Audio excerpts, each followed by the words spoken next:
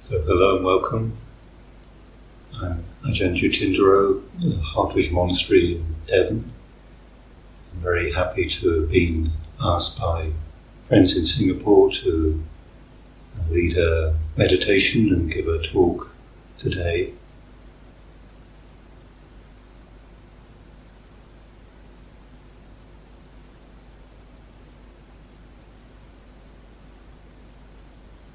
I know this is part of a series of weekly talks and practice sessions which you're having during the rainy season this year.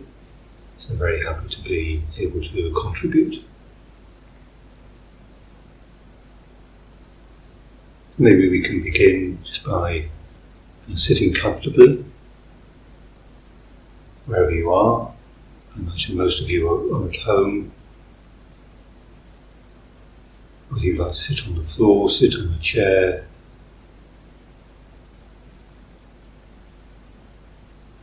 Somewhere where you're comfortable enough for about 20 minutes or so, it will sit quietly.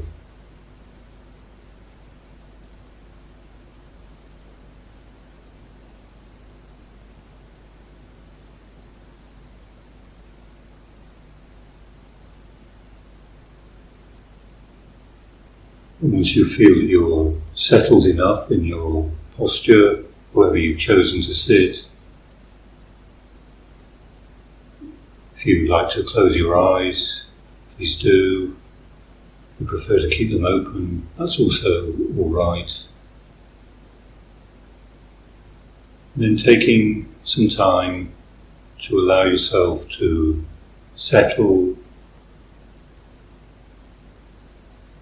sensing a little bit more into your own body, how it feels to be sitting, however you're sitting at the moment.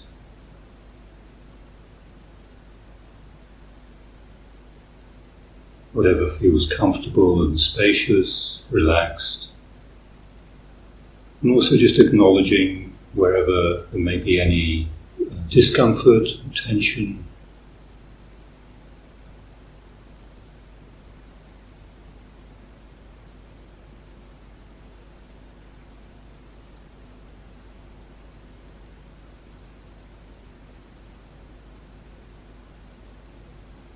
And having an attitude of a kind curiosity,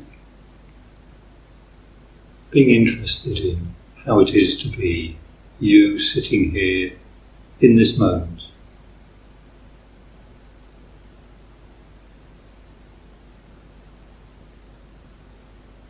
No need to be judgmental, just recognizing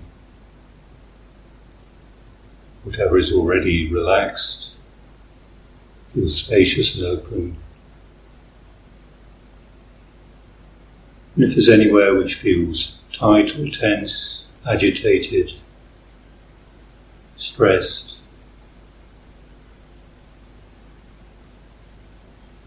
you just give that some space as well.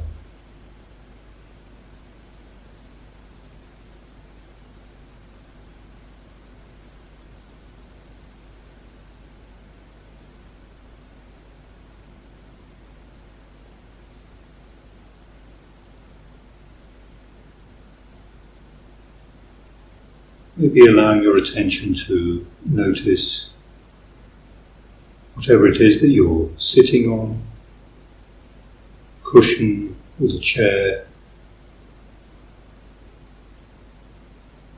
Really allowing yourself to sense and feel a connection with the ground, with something solid, firm.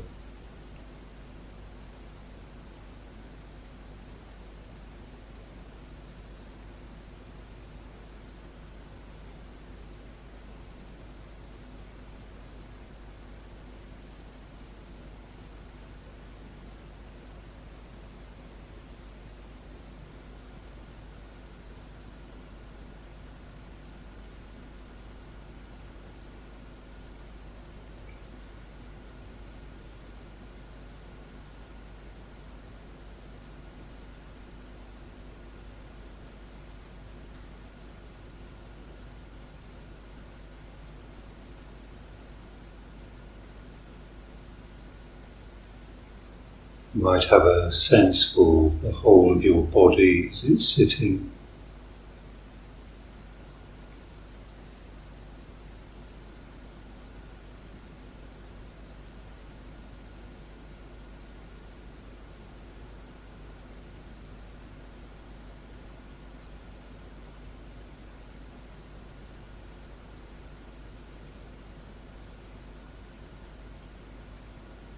Letting the breath in the body be just as it happens to be.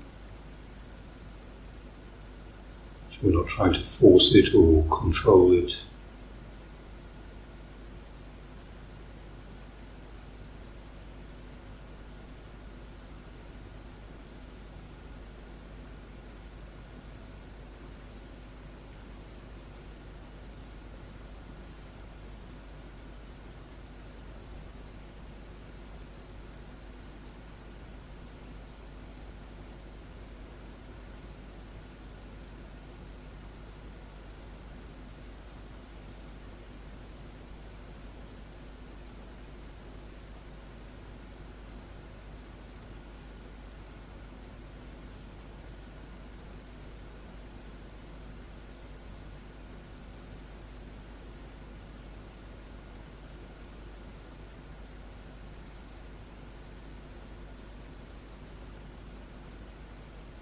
Recognizing that sometimes it takes a while, it takes some time for us to be able to begin to relax, to really arrive into sitting, sense of being more present in the body.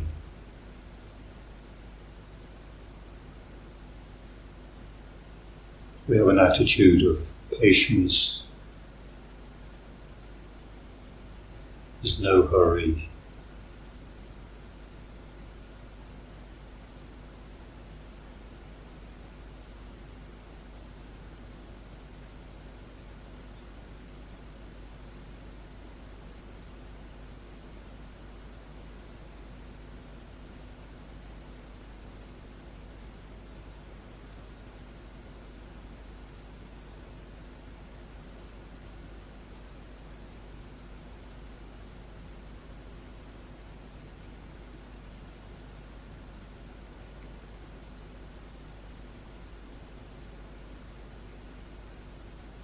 Bringing attention more into our own body.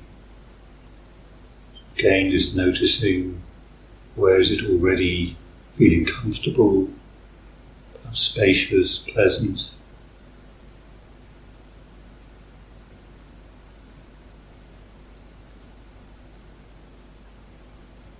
Just allowing some space around any places which feel tight or uncomfortable.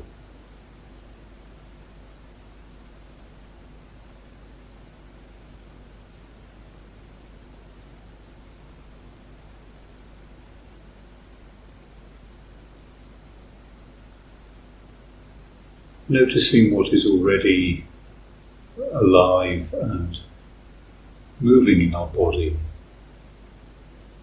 As you sense some energy, it's alive. The body doesn't sit completely rigid and completely still.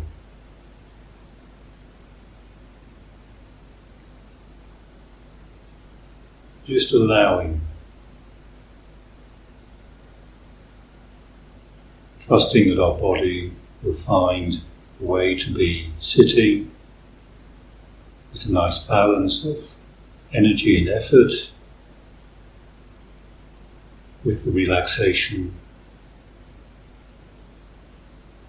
so that we can sit comfortably enough for a period without the body becoming more tight, more tense than it needs to be.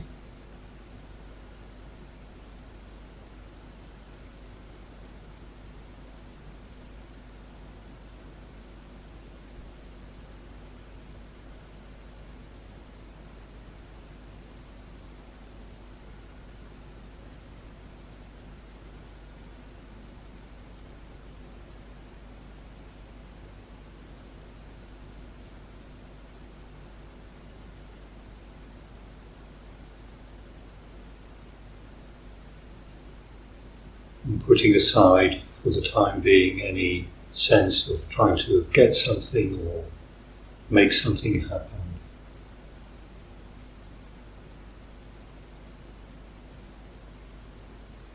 Being with sensations, feelings in our own body.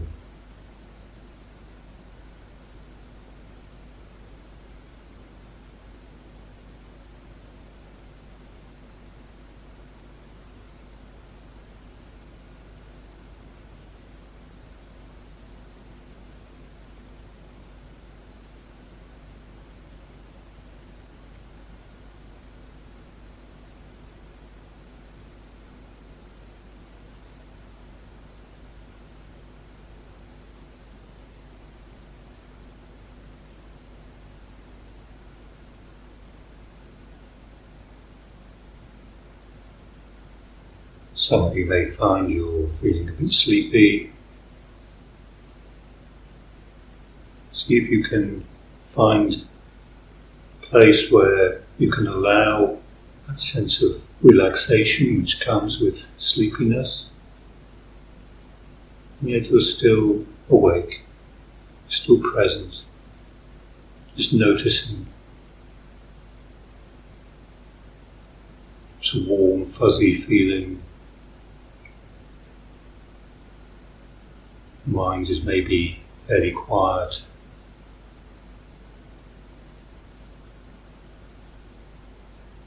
And we're still awake, we're still present.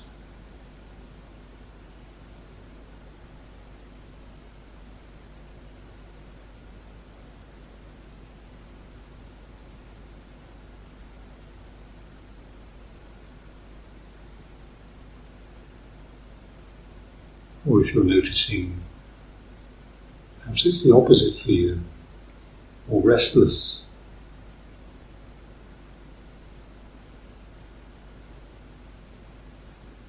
And keep on just gently remembering to bring our attention more to the body, and particularly to where you're sitting, feeling the cushion, feeling the chair. Noticing your feet and your legs. Just the ordinary sensations. Helping to balance our attention so we're less in our head and more in our body.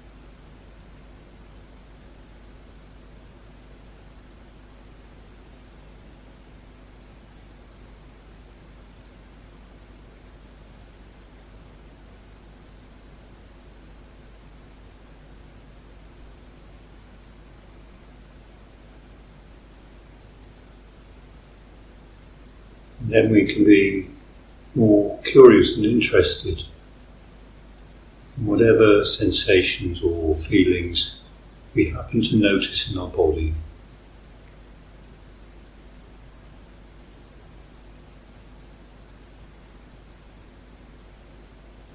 If our attention is happy to stay focused or more settled in a particular place, and we can allow that. if our attention is moving around a little bit, noticing this, noticing that, we can also be with that. Being interested, what we do notice.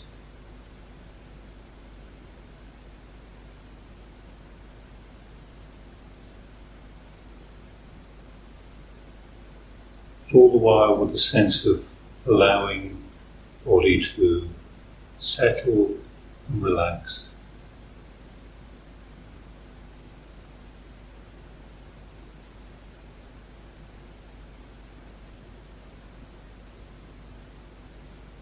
And finding that balance between relaxation and the effort it takes just to stay present, open and aware.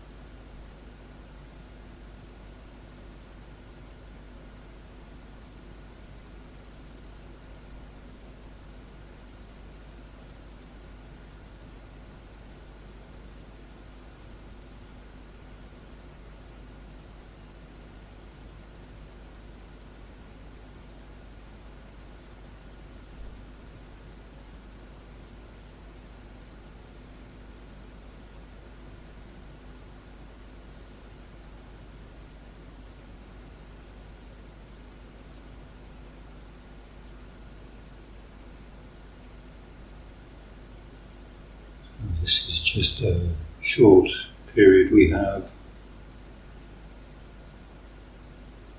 In a moment I'll ring the bell. I encourage you to take your own time. When you're ready, open your eyes. But allowing yourself time so we don't jump out of meditation.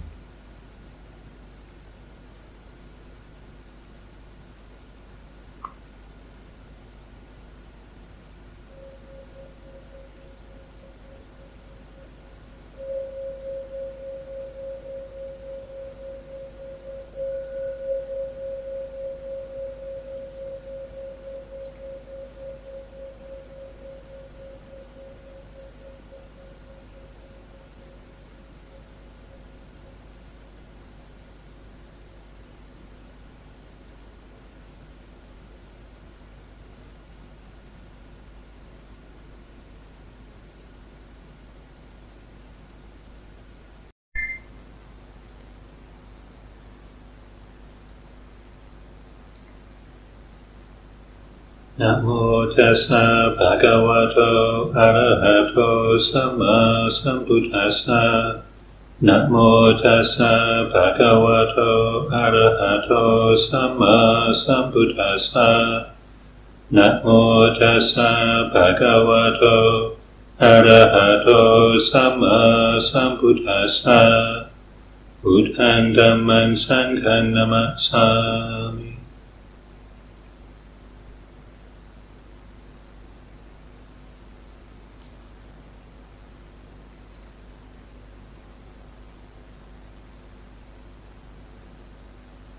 Again, I'd like to thank friends in Singapore for inviting me to give a talk. Sorry I'm not able to do this live, so this is pre-recorded, and I hope that the sound and video quality is good enough.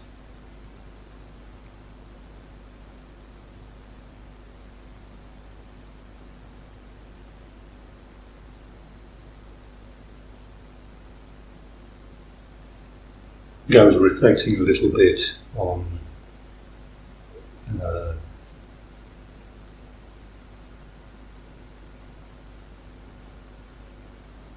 I haven't been to Singapore. I have been in Malaysia a little bit, but not in Singapore. And it may just be my perception, but my perception is that it's quite a fast-paced place to live.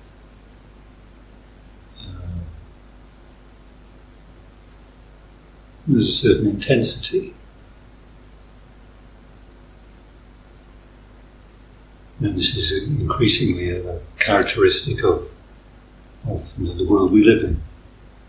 So it's harder and harder to find places which are not like that. And so, of course, we feel the need to keep up with what's going on around us, with everybody else. Sometimes we need to do that. So, of course, this can make life very fast-paced and stressful.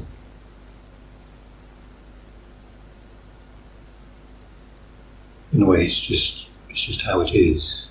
The world is a bit like this. Perhaps in the past it was a more gentle pace, but now things are speeded up. Of course, that does have an effect on us. Perhaps in generations to come, humans will be better adapted to a faster pace of life, possibly. But it takes time for that to happen. And so what many of us notice or can feel is the effects of fast-paced life, a lot of stress. If this doesn't apply to you, I think you consider yourself fortunate. Or if you're able to find more of a balance. There isn't actually anything wrong with things sometimes being fast. as part of nature. We need to be able to react, we need to be able to respond.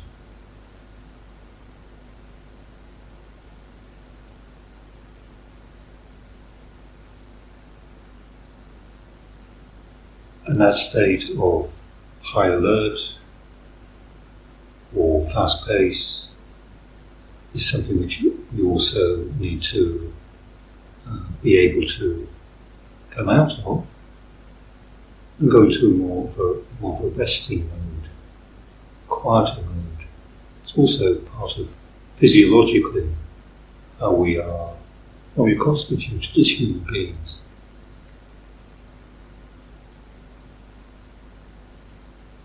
In the little meditation which we just did, this is why my emphasis is very much on just bringing attention back inward into the body,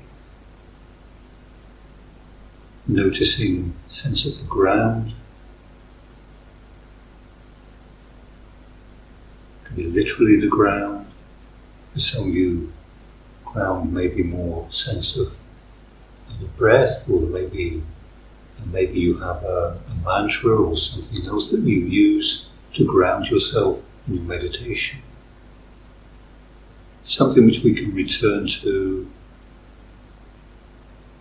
It helps the mind to settle, to soften, relax, open,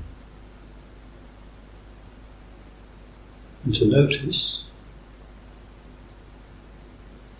We start to notice more, actually, how is it in this moment to be here, to be, quote, me, of this body, the way it happens to be, this mind with whatever it happens to be doing.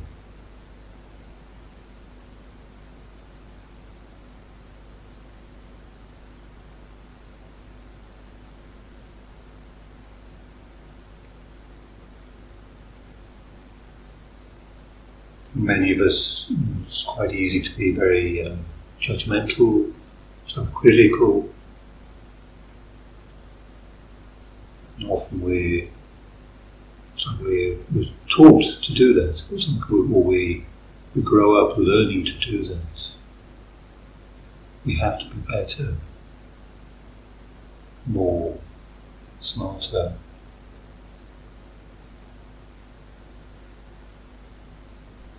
And there is something to be said for that active side of things. That sense of aspiration, possibility. Because the opposite of that can be a stagnation, resignation, depression.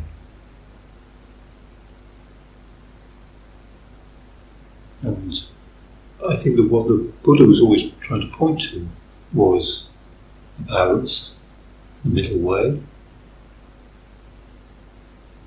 So we're avoiding extremes.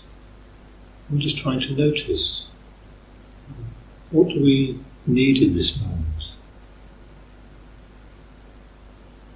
I often like to quote a story I've heard from Rinpoche. I didn't hear it directly, but many people say, at times he would say to the monks perhaps, or a monk would come to him and say, "Lumpo, I'm confused. Sometimes you say go left, sometimes you say go right. What should I do? Should I be going left? Should I be going right?" And Lumpo would say, "Well, if I notice you walking along the path, and I notice that you're veering off to the left, and you're about to fall off the path, I'll say go right. If I see you walking along the path and you're going off to the right hand side, I'll say go left."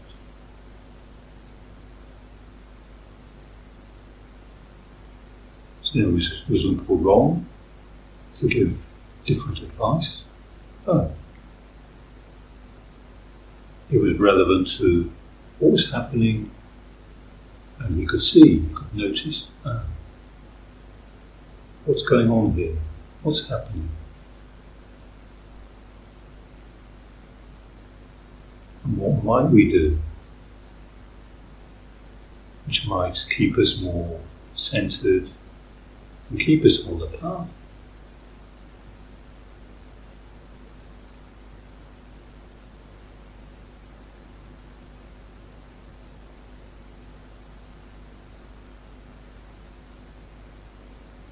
So this is much more the function of mindfulness and capacity we have for remembering, noticing,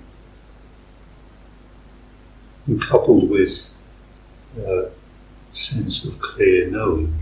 So there is some clarity. It's not just that we notice, but there is some clarity about that as well.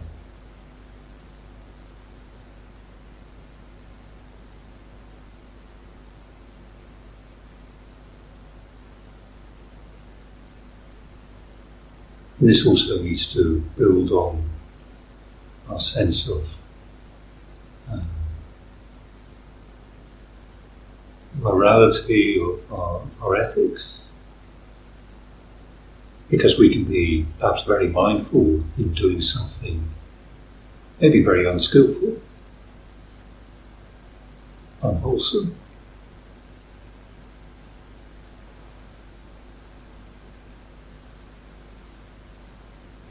But we're aware, is this something wholesome to do? Is this okay to do? Is this okay to follow or to allow? Or is it something which we need to really be careful around? Oh, mind is inclining this way, going off to the left here. Isn't really suitable. Need to bring it back a little bit.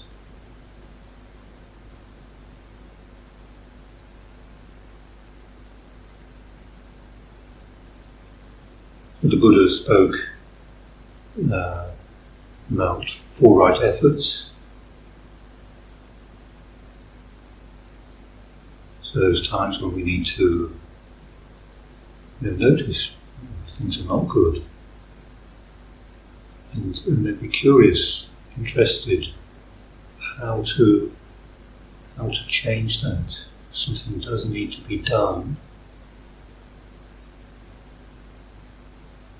We want our sense of doing to come from a place of clarity, of ease, rather than a sort of a desperate, I have to do something else.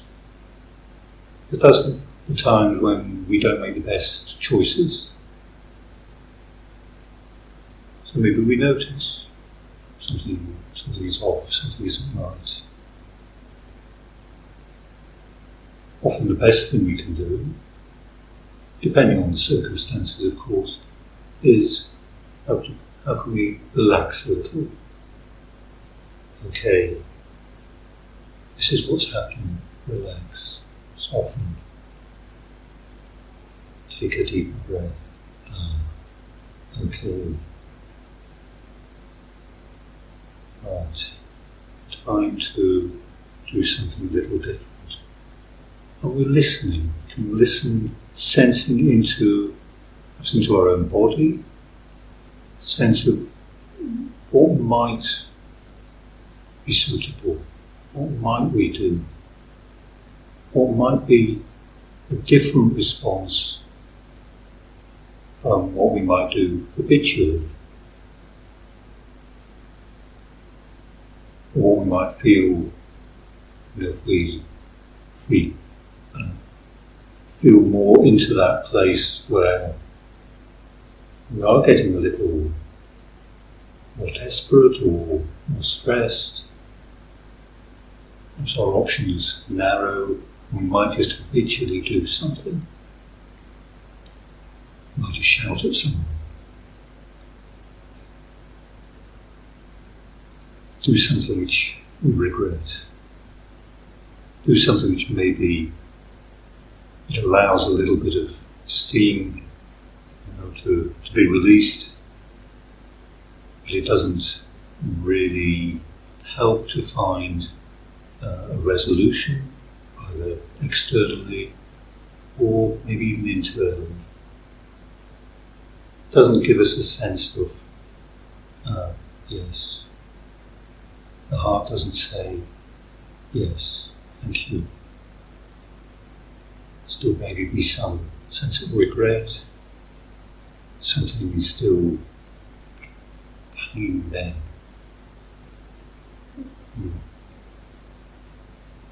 You're quite right.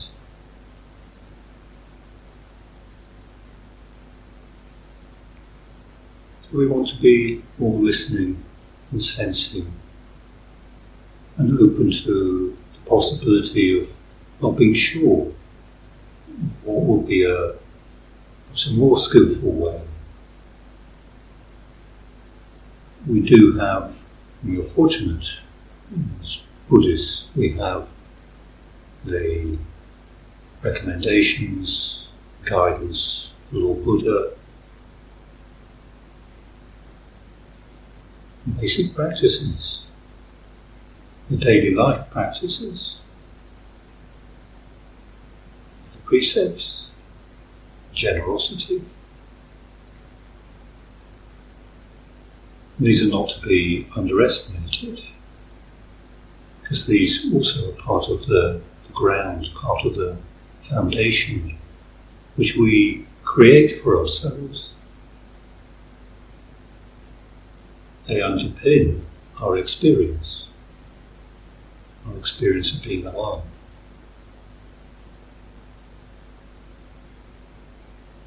If we are heedless, if we can't say to the precepts, then maybe we have a certain regret or a certain remorse, a certain anxiety. Something isn't quite right.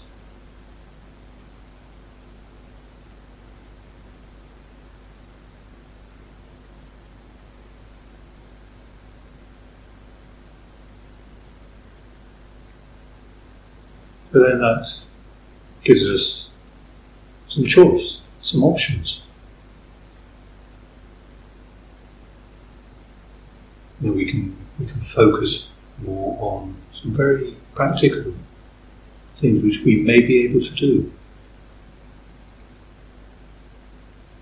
It doesn't need to be making or thinking that we need to make a huge shift all in one go, because that may seem too much. It's beyond us. Or maybe we have the idea, we think, I ought to do this, I should do this.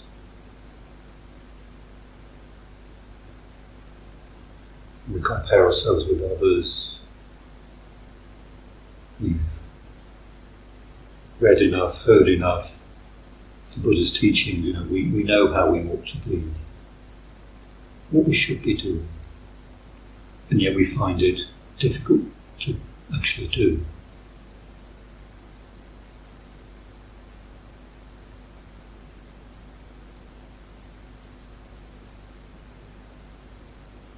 So we need to be quite humble, quite modest in where we begin, because it always starts with the beginning, with taking a step, making a small movement, a small change.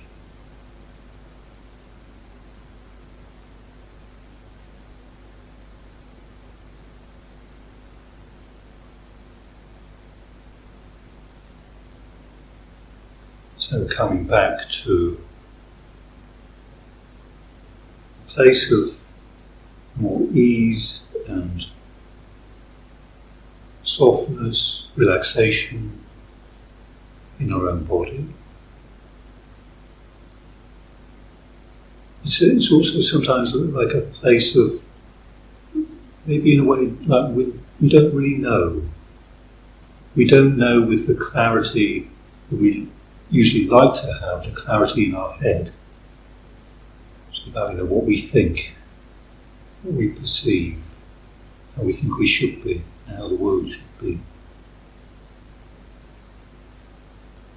But we more allow a sense of, actually, maybe this is bigger than me. Maybe I don't have all the answers. Maybe I'm not completely certain, completely right all of the time. So, what is the world? What is life? What is my experience? What I notice? What is it trying to say to me? What is it trying to teach me?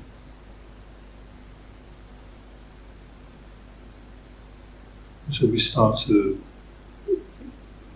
change our attitude a little bit, and become a little more interested in our uncertainty, in our not sureness. Because we recognise this is where we can learn something. This is where we can find something beyond the boundaries of what is already familiar and known to us, which therefore limits us, keeps us bound to this sense of me. I'm not this.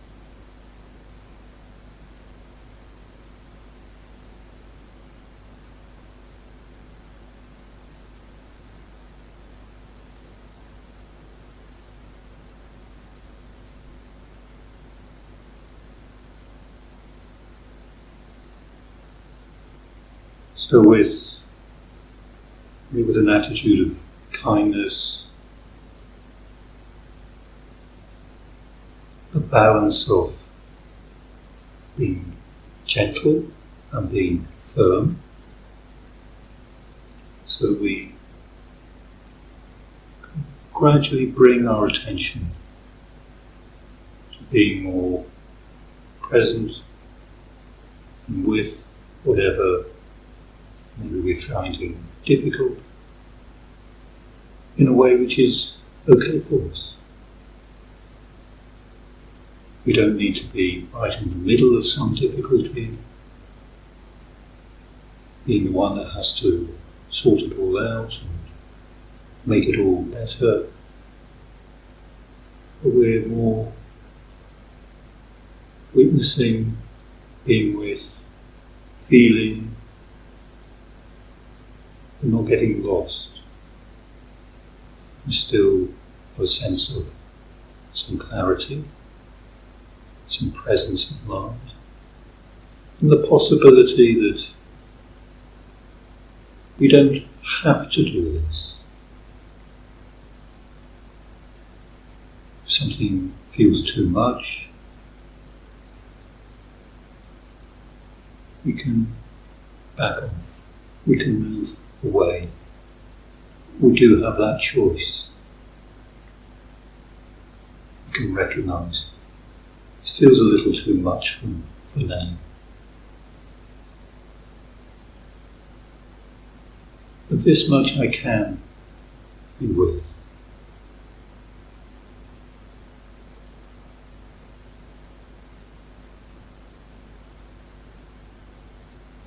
And so we can practice in this way, recognising what's going on within us, what are the responses, the reactions to living a life, being alive in this time and place.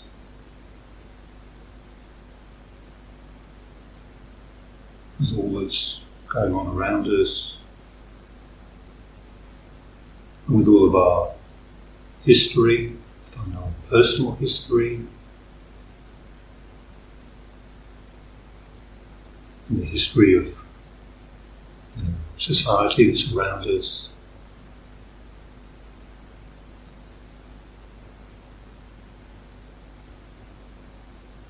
We could say, on the one hand, this is the past, which is gone, and yet it's also created or sets causes, conditions, which we experience.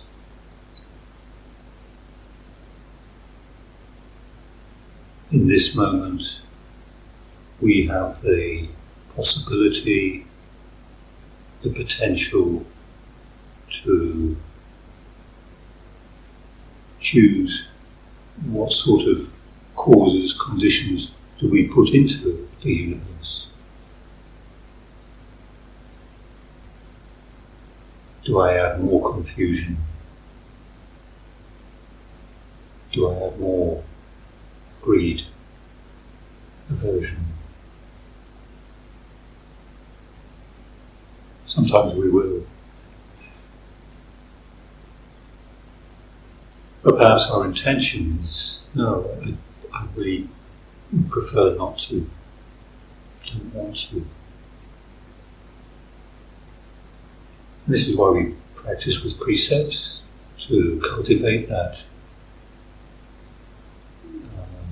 Also the reflexes of more restraint, which gives us more time, more opportunity to notice, perhaps when we're about to do something, say something we might regret, or we might feel, actually that wasn't perhaps the best thing I could have done, or I could have done better.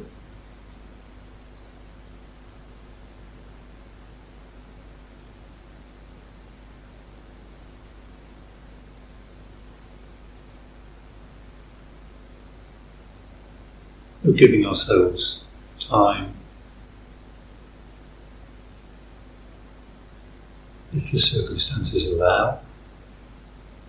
So when we come to practice some meditation, or is that right this afternoon, for you, really wholesome thing that you're doing, taking an hour or so or Sunday afternoon to join this session. Something we really need to acknowledge, very much coming from a place of an intention of kindness, wishing yourself well.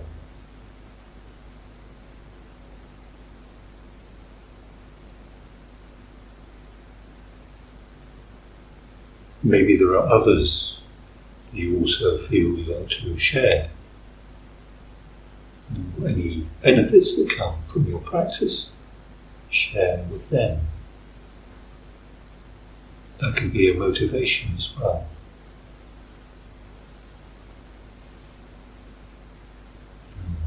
Recognizing I have this tendency, I do this, I do that. Yes. I could be better at this, I could be better at that. Less of this.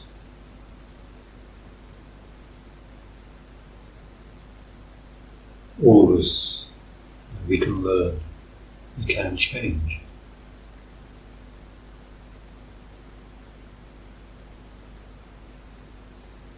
And change, of course, it takes a certain motivation.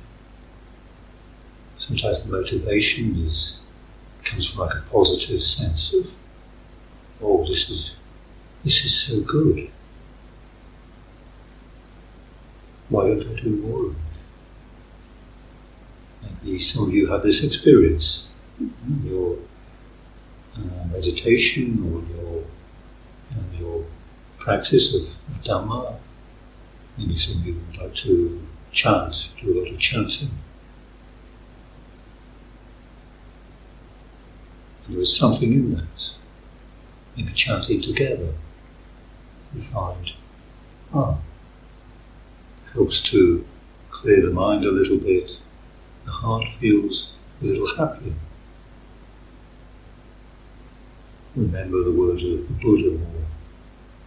It's nice to be able to participate and do this with others.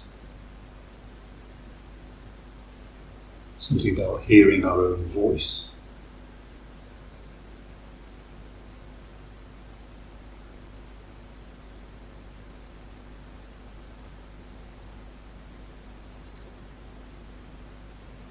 And sometimes the motivations are to avoid pain, to avoid dukkha. It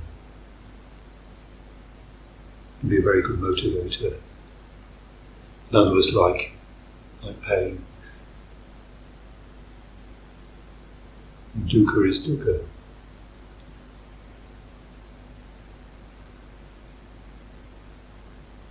We are so fortunate that the Buddha encouraged us when we have the opportunity to notice, to at least recognise, even if something is very painful and we know, actually I can't, it's too much. We do it consciously. I'm just leaving that for now. It's just a bit too much. Maybe later, maybe with a bit of time, I'll be able to approach that more easily. But maybe that moment is now. Maybe the time is now. We choose to turn. Buddha encourages us to turn towards and notice. Oh yes, this is dukkha. And where is that? Where do we notice it? We notice it in this body.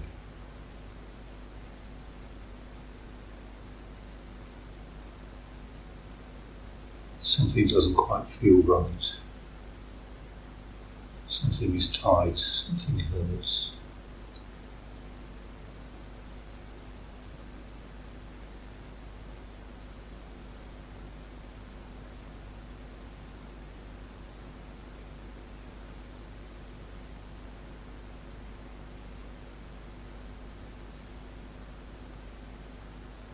And the Buddha, of course, says that this is a noble truth. It isn't about being masochistic.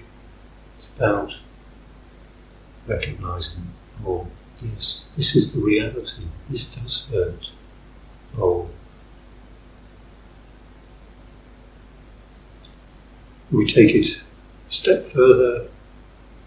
We're curious about what is it that we might be doing in our attitude, in our way of relating to this, or to some situation or circumstances. What are we doing that maybe is feeding this, contributing to this? Even if the situation, seems to us it's really someone else's fault. It's not really my problem, it's not really me. But something is still causing us distress. Distress is dukkha. So there might be something in the way I'm relating or responding which is adding something else, adding another layer.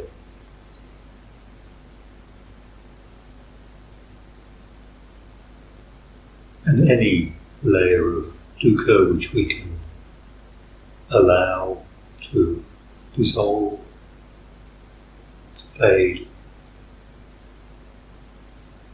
is usually welcome. Certainly I generally welcome it. It's usually quite pleasant. Oh, why have I been doing that? Why have I been holding it like that?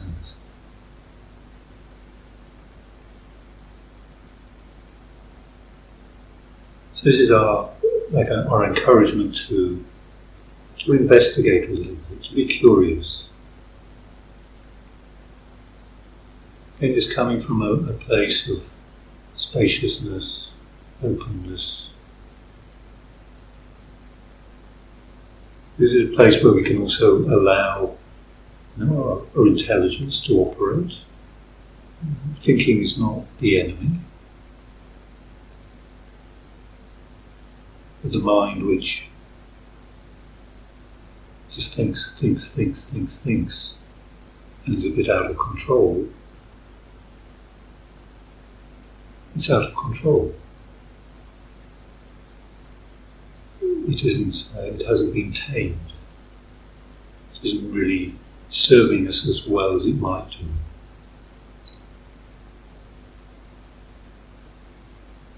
We need our intelligence, our thinking capacity to be serving us as well as it can.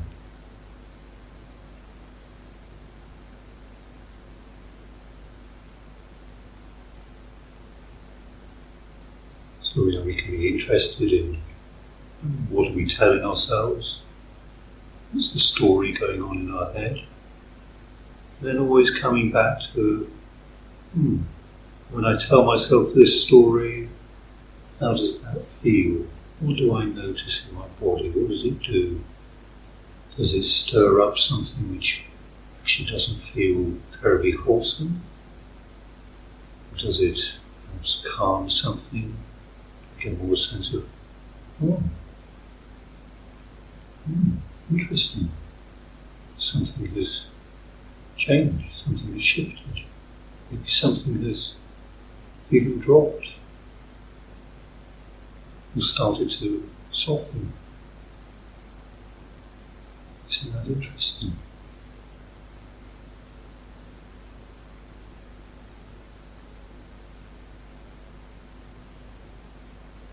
And this can give us some clues. Recognizing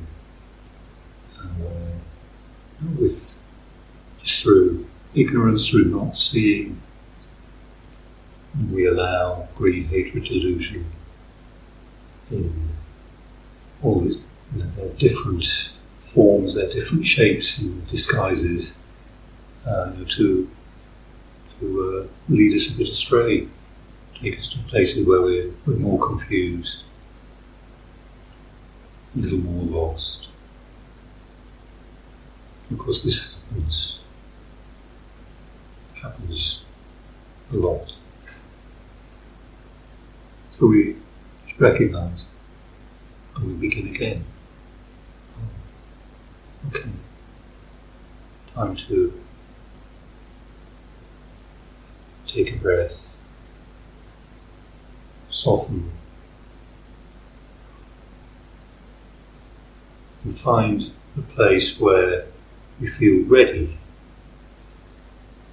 to begin to move forward again, to meet our experience again, to notice dukkha, notice grasping, craving, attachment, sense where that holding is.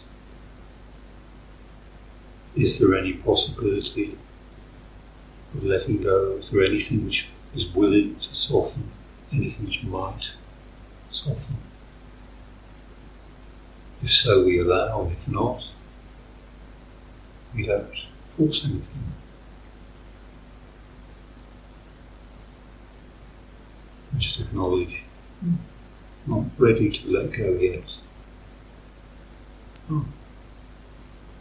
So there's still some dukkha.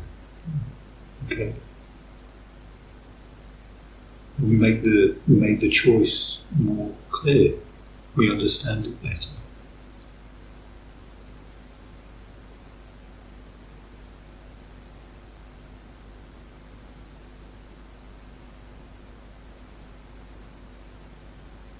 But in this way, it's quite. I think it's quite gentle. It's quite soft in some ways. Hopefully, we take some steps forward. We're not coming from a place of like idealism.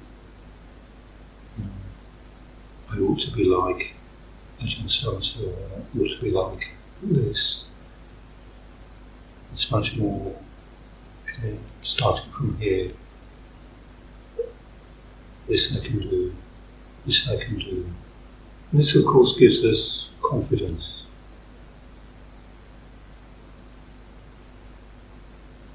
We see for ourselves, we know for ourselves what works for us. And that's what's important, and what works for you. Not what works for me or for somebody else. That might give us a few pointers and tips, but what works for you and takes you forward on the path.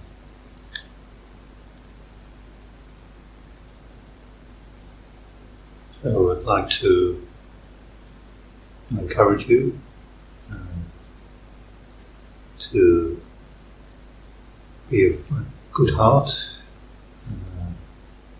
a lot of kindness for yourself in your practice, because all of us, we find it difficult at times. Am I getting anywhere? Can I do this? Yeah.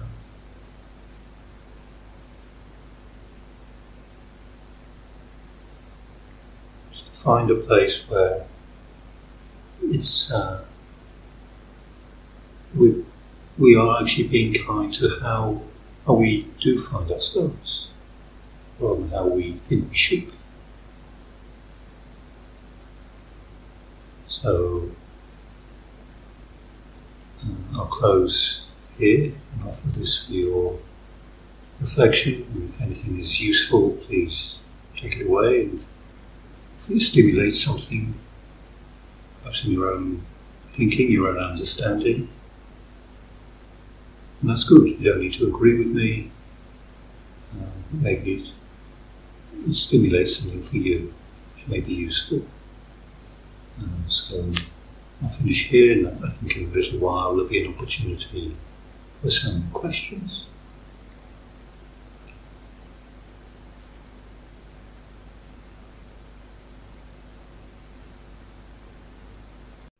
Good afternoon. Good afternoon and good morning to you, Ajahn. Thank you. So, brothers and sisters of the Dhamma, let us all now pay respects to Ajahn, who is now in person here in the room with us, with 3 bows. First bow, please. Second bow. And third bow.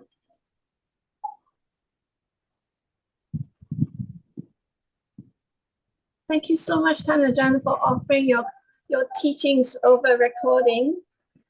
We can feel your metta and your compassion. Thank you.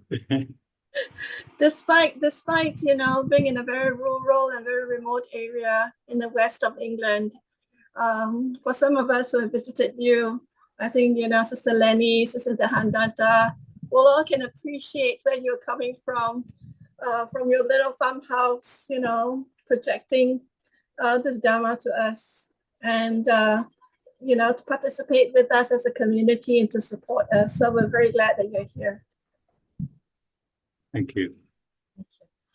So I would like to open the floor for questions and answers. Brothers and sisters, please feel free to interact with Ajahn. As you know, it's a very precious occasion to have him here and to have a good connection for now.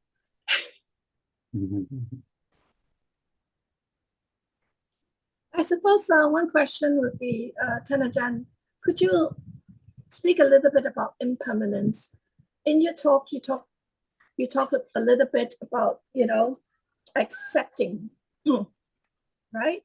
Accepting change, the changing nature of things, right? Could you please speak a little bit about impermanence? How do you deal with impermanence? Okay, that's a big question.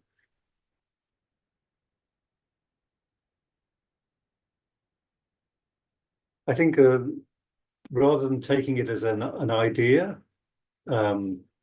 maybe more as reflecting on it in our own experience. So probably in the guided meditation, I was encouraging just noticing, what's happening, different sensations you might experience. And this is just like the flow of, this is change. Nothing stays stable for terribly long. And this is our everyday experience. And this is how it is.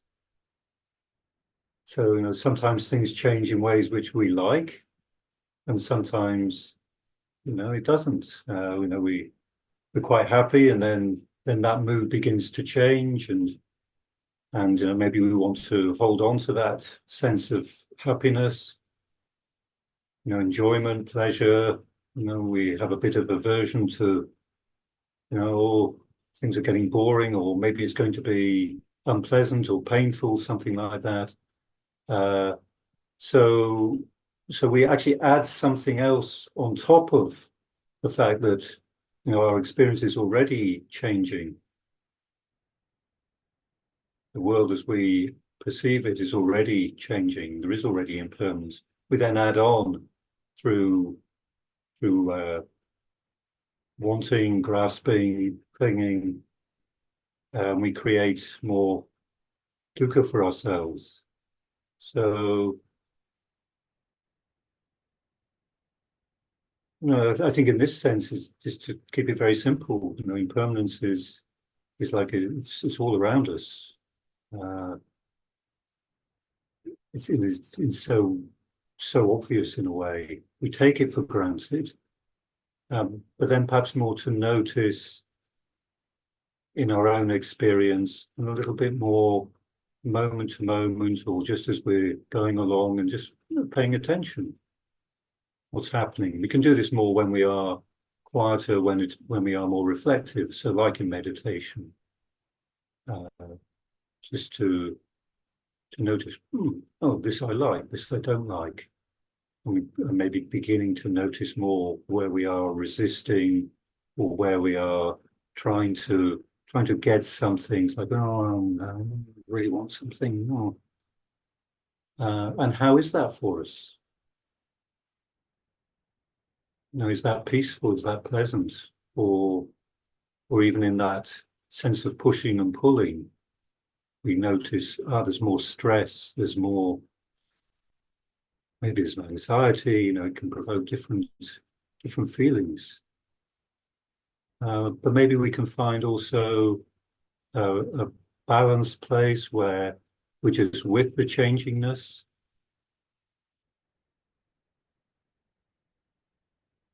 And that actually often feels quite okay to be there, where we're not pushing or pulling, we're not grasping, we're not resisting. And often what we'll find, if we have been holding on to something, there is some dukkha, maybe we notice that begins to fade a little bit. This is what the Buddha meant about the origin of dukkha and the cessation of dukkha. And we can see it in our own experience. It doesn't need to be a big thing. But just, this is more relaxed. This feels easier. And that's enough. Enough to have a sense of, this is the way, the direction. So I think I probably spoke about this in the talk earlier. Yes, you did, Ajahn. So we'd like to welcome anyone who's got a question. Is it Elaine? Elaine, are you waving? Yeah. Elaine? Ajahn, hello from Kuala Lumpur. Hello. So nice to see you again. Now, change. If the change is progressively worse, can you hear me? If it's progressively worse, as is climate change, it's very difficult to maintain a positive hopefulness. Yes, you can observe this change, but this gloomy nature will also enhance. I'm talking about my son here. I'm quite positive, but he has a rather he understands that that this change is inevitable. But on the other hand, this his he feels quite overwhelmed by it sometimes. That he feels that there's so much science there, there's so much that can be done that everybody knows can be done, but the people in power won't do it, won't do what it takes because they are measured by elections, they're measured by quarterly figures. So he finds it really frustrating, and sometimes it can overwhelm him. Now, so I'm asking for advice. When the change gets progressively worse, as backed by science, how do you keep your happiness? Thank you. Thank you. Yeah, really good question. You used a word, it's a really important word. You said, he can get overwhelmed. And that's when we get overwhelmed, that isn't very healthy for us. So it's quite easy to feel sad, depressed, despondent and down about many things actually, and then on top of that, so as you say, the intensity can build, and then it's like it's too much. An overwhelm is a place where actually we can't do anything out of any choice, which is going to be constructive. So it's really helpful to try and notice when we're getting more and more stressed or more and more affected by something. And if we can, and we can't always do this, but if we can, try and notice where is it actually okay in this moment. So, for example, with something like climate change, if we feed ourselves with lots of information about it, we're quite likely to make ourselves a bit depressed. It's not an optimistic picture. Yes. We don't need to ignore, just ignore it, but maybe I need to balance out what I'm giving my attention to. There are big problems, there are big issues. Climate change isn't the only one. There are many things requiring attention. If we're going to give it our best attention and come from a place where we might be able to make the most constructive input, not make things worse, hopefully make things, do something which makes something better. We need to also recognize what effect is this having on me. So let's say if I read all the predictions and go into it all, a great deal, maybe I'm just making myself more upset, more despondent. So maybe I need to just recognize, yes, there is a big issue. Put the information to one side for now because it's getting too much. And then, look out the window. Can I see the sky, or the planet is still here? The sun shines sometimes. Sometimes it's pleasant. Connect with something which actually helps us to feel more grounded, more settled, which I think is a lot what I was talking about, probably both in the guided meditation and in the talk. Like coming back and finding more of a balanced place within ourselves and grounding. Actually, the planet is still here. Can still breathe the air. The climate is still good enough for now. And from a place where we are more grounded, more settled in ourselves, we are much clearer in our mind and in our heart as to what if anything, we might do. There's often is this sense of helplessness. That goes along with the overwhelm. It's too much. What can I do?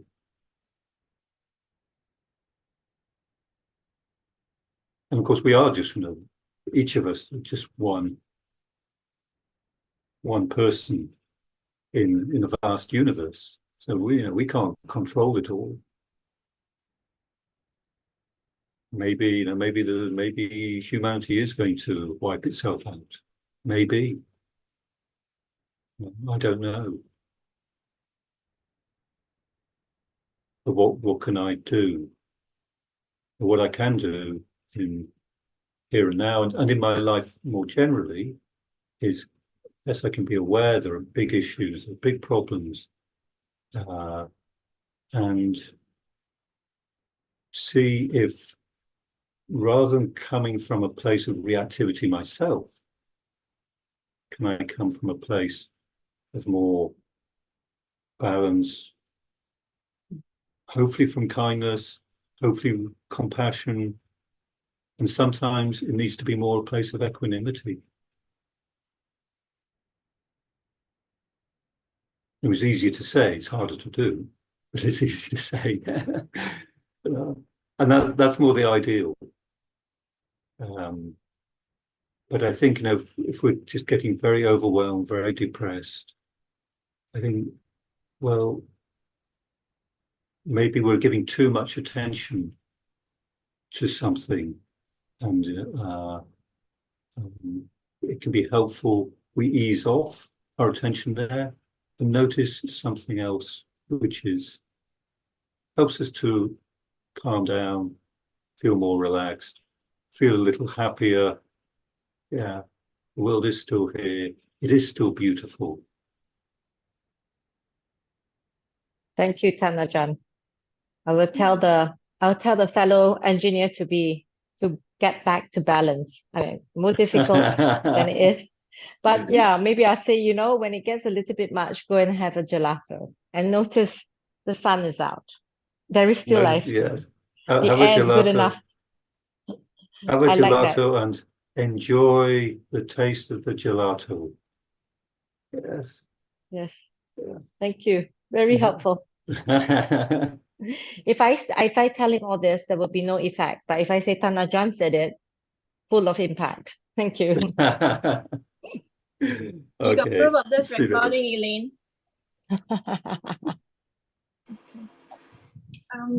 Do we have a next question? I think it was Belle. Belle, do you want to ask a question, Belle? Belle, are you there? Yep. Oh, hello. Hello, Ajahn. Thank you very much. I think that your last answer to the last question, it sort of indirectly might relate to what I was wondering about. I think that I've noticed that I have a strong tendency. I'm quite intuitive, but I'm also quite imaginative, and often my intuition is right, but also I think my imagination gets in, and also some anxiety gets in, and I can get a little bit obsessive thinking that's also connected to wanting to control things and even control what others do, because I think it might not be leading them the right way. And I was at Ajahn Amaro's teaching yesterday, and I asked him a question sort of related to this, but this is like the next step. And I just wanted to ask you, when I see that my mind is getting caught in what I am thinking is going to happen for somebody else. It's usually about somebody else. And I kind of don't think it's going to go well, like it's going to affect them and maybe also me. And I want to stop it, and I want to kind of control, and I get obsessed, if not by speech, at least in my mind, and it stresses me. So is it that same answer that you said about noticing what it feels like? Because it definitely is suffering. It's not a peaceful state. What is your advice on Mm. that? Mm. Thank you. Yeah, it's a good question. Yeah, yeah. It, I think my advice would actually be the same. I mean, you say you might notice that you're getting more stressed, more sense of I need to do something, I want to do something. That's coming from a feelings, anxiety, fear. Yes, it might be coming from a good place. Now we might be about to see something's going to happen, and maybe we can do something to prevent it. Yeah. Uh, uh, but of course, we can't be sure. That's the thing. And of course, many situations, there's, um,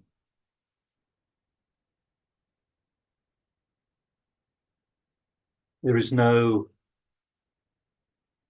hard and fast rule. We can't always know we're going to get it right, whether we do something or we don't do anything. But what we can know is, okay, we are noticing something, and we see something, we hear something, then we start to, or like you say, you sense something. Yes. You just get a sense of, yeah. And then we create some perceptions of our own around that. And those are our perceptions. They may or may not be accurate. They may be accurate and they may not be. So we always have to hold that with a bit of uncertainty, a bit of not sure. But it may be, yeah. And if I'm right, if it's anything like this, and you think, something unskillful or something harmful is going to happen, and you may be able to do something to alter the course of how things unfold. Of course, then the next step is how do I engage with that? If it's just something for ourselves, it doesn't necessarily involve anyone else. So how do we get really clear in ourselves what to do? Again, that sense of what to do, often the best ideas, the best solutions, if you like, often arise when we've acknowledged, we're in touch with the question, the problem, the thing which we sense needs some attention. We're in touch with that, we're feeling it, but we haven't got ourselves lost into it. And we can still come in a place of balance where we're noticing more the bigger picture, or more of what is this? What might work? What might be helpful? And then maybe an idea comes up, or a sense comes up, and often something which will be helpful. When that idea comes into the mind, often there'll be a sense of it just being right. The body is clear about it. That we're not pushing something, not coming from fear, we're just maybe this. And then, of course, we still have a choice. Does it require action? Sometimes it doesn't require us to actually do anything.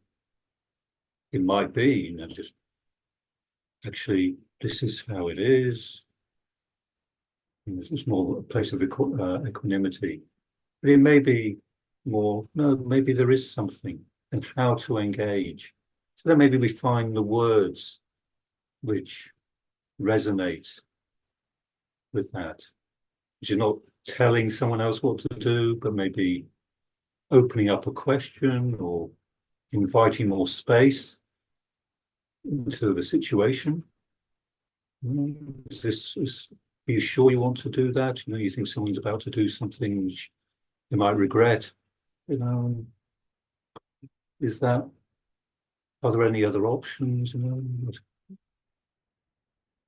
It's engaging with empathy with the situation and trusting that in that something begins to also evolve and move on. And stay tuned to your intuition.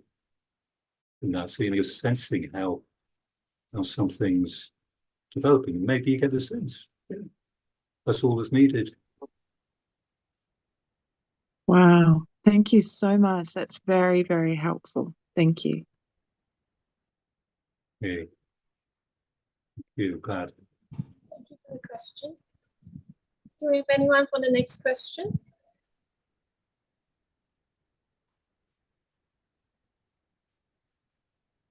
Yes, Sister Ming Hui.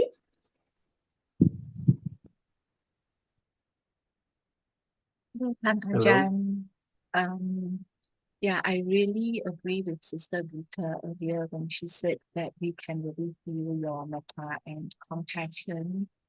I certainly felt your metta and compassion very much during both the guided meditation and the talk. And maybe a quick question, very curious what your metta practice looks like. Whether Ajahn can share with us. Thank you. Thank you. Okay. I actually don't do very much of a formal metta practice. I will share with you all that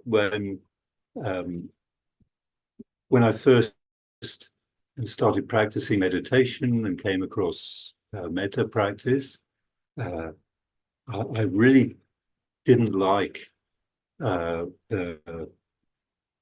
sort of the classical guided metta practice. And even today, I sometimes I might do that, or I might just do a bit of it. I can remember a little.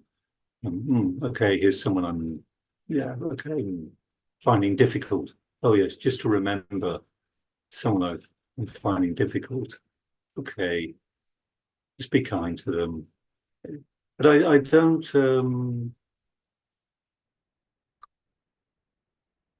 try and force anything with metta practice, and I think maybe that was what I noticed I was tending to do. We hear about all feeling loving kindness spreading in all directions, and I was trying to imagine loving kindness. I don't even know what it looks like. I can't imagine very far at all, actually. Somehow spreading there, and it was too much doing, and too much actually just like an idea in my head. And I think actually what I found more helpful was more a sense of trusting that in the course of a day, and I think this would be true for virtually everybody, we do so many things in the course of a day which are actually just kind. We look after ourselves to some extent. We feed ourselves, we wash ourselves, we go to the bathroom, we help look after our family, our friends, we do things at work, we give our time and attention to doing things which somehow contribute to this whole society which we're a part of, this all comes from a place of offering. It's like an interplay between offering, dana, and metta. We're giving, we're doing. And I hope that what I put into this universe is something kind, is something good. And the reality is, how much of the time that is what we're doing. And it's so easy for us to highlight and to make a lot out of the times when we haven't acted from a place of kindness. You know, when we know we've been angry or we've been spiteful or, you know, we've done something, you know, unkind. Because often we'll have a lot of regret around that, or it's like something doesn't actually feel very good about that. So that's also part of, we can make that part of our practice now. Okay, noticing that, I'm not going to beat myself up about it, because that's often the next thing. I made a mistake, I've done something wrong, I'm a bad person, I shouldn't, what I should have done, how I might have been. We all do that. And maybe just to say, actually, what I'm doing in this moment, you know, is just going over the past. I've made a mistake, it doesn't feel good.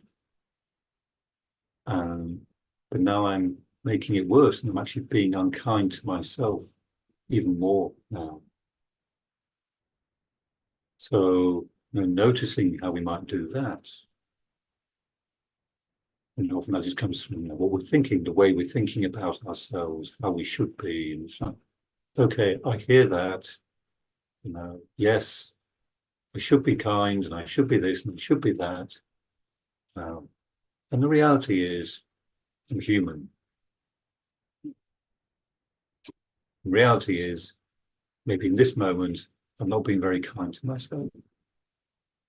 So why don't I say, thank you very much, that voice, which is, you know, criticizing me and blaming me and judging me, and say, thank you for letting me know. Yes, I've heard you now. And yes, and I don't feel good. That's okay. I'm just going to notice my feet, and I'm going to notice actually maybe some of the good things. You know, why don't you ever tell me about all the good things I do? You know, you can answer that voice. What about all the good things? Yeah. Let's get it in balance. Let's get it in perspective. And this I find is a way of practicing metta. Thank you so much, Ajahn. Yeah. Really appreciate that. You're welcome. Thank you for the questions. Are there any more questions? One last question before we let Ajahn go, because he's got his meal time coming up. Well, since there are no more questions, Ajahn, can we please invite you to lead us in the two chants, the Buddha's words on loving kindness and the verses of sharing and aspiration in English? I'll do my best to remember the words. I'll put that up on screen. Okay.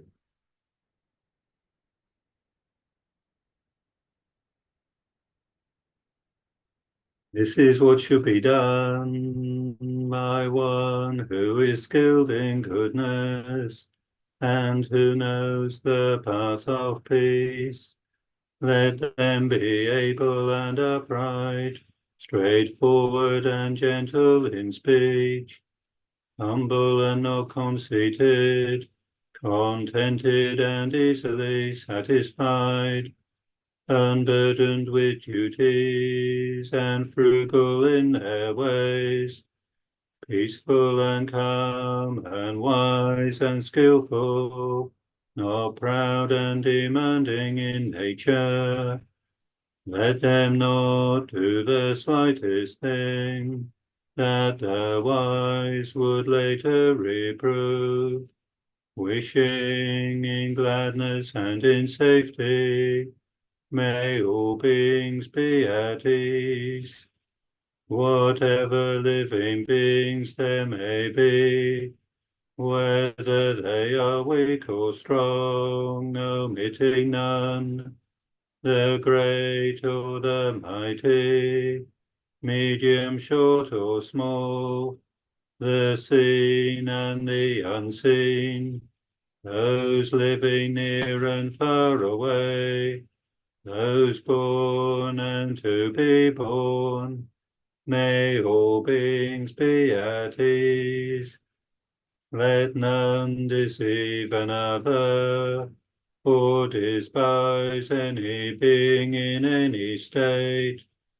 Let none through anger or ill will wish harm upon another, even as a mother protects with her life her child, her only child, so with a boundless heart should one cherish all living beings, radiating kindness over the entire world, spreading upwards to the skies and downwards to the depths, outwards and unbounded, freed from hatred and ill will, whether standing or walking, seated or lying down, free from drowsiness. One should sustain this recollection. This is said to be the sublime abiding, by not holding to fixed views, the pure-hearted one, having clarity of vision, being freed from all sense desires, is not born again into this world.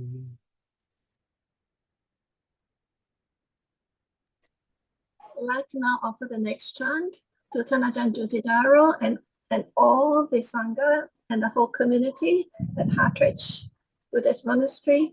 May you be well, healthy, safe, and happy this Vassa. And may Ajahn lead us in this verses of sharing and aspiration. Thank you.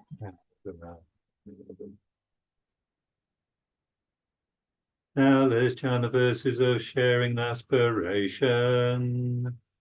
Through the goodness that arises from my practice, may my spiritual teachers and guides of great virtue, my mother, my father, and my relatives, the sun and the moon, and all virtuous leaders of the world, may the highest gods and evil forces, celestial beings, guardian spirits of the earth, and the Lord of death, may those who are friendly, indifferent, or hostile, may all beings receive the blessings of my life.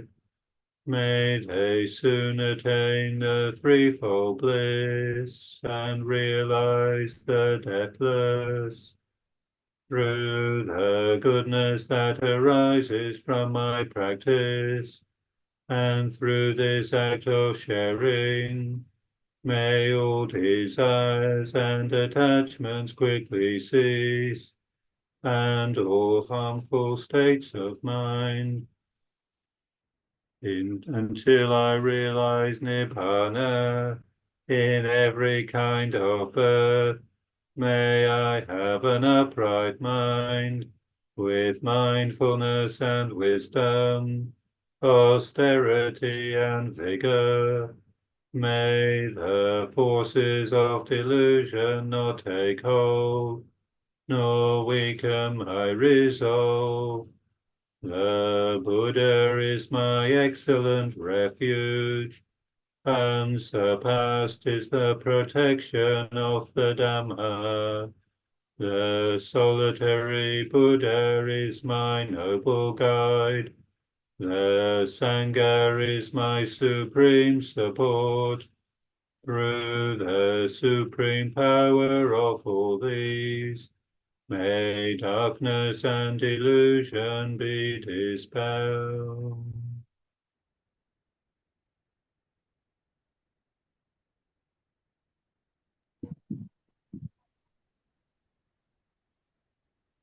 Thank you. Thank you, Anumodana Ajahn. Thank you very much. Thank you for inviting me, and lovely to join. May you all be well, and hope the Vassa period is going well. I saw the other day, I realized, oh, we have all these Dhamma talks. You're really lucky. 28 or so Dhamma talks in this Vassa. That's great. We're very lucky to have you. And it's a great honor, a great blessing for us to have your presence this weekend. We know that you don't do a lot of Zoom teachings, very few, and this is one invitation that you have said yes to, and so we feel very blessed. You're welcome. You're welcome. Yeah. And to all my Take brothers care. and to all my brothers and sisters around the world, and if you've ever been in England, and if you ever want to visit Stonehenge, don't just visit Stonehenge, just drive down to the southwest, right? To the southwest, and then you'll find Hartridge, a very beautiful Buddhist monastery in a very rural area. And you'll be very welcomed by Ajahn Jutindharo and the Sangha and the community. All right, so let us all now close by paying respects to Ajahn by chanting the Araham. Araham Sama Sambuddho Bhagava Buddham Bhagavatam Abhivademi Swakata Bhagavatam Dhammam Namasami Subhadipano Bhagavato Sāvaka Sangho Sangham Namami. Let us all now offer 3 vows to Ajahn.